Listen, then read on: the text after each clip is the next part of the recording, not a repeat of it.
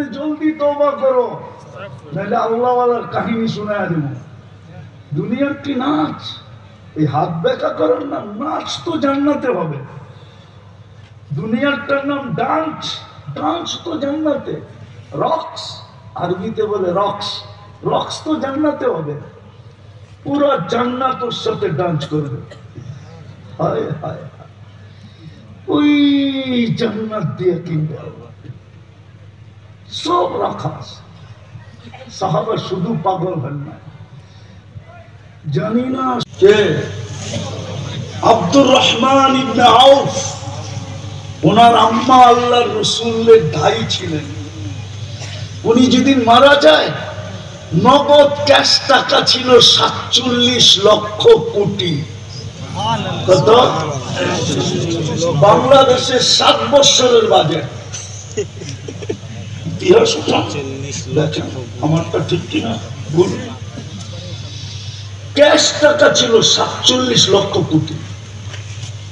অথচ উনি টপ 10-এর একজন, আশারায়ে মুবাশশারার একজন, আব্দুর রহমান ইবনে আউফ। সব খুঁয়ে দিয়েছেন শুধু জান্নাতের জন্য। যুবক ভালো মতে বোঝো, একটা শর্ত পূরণ করো, জান্নাত মিলবে।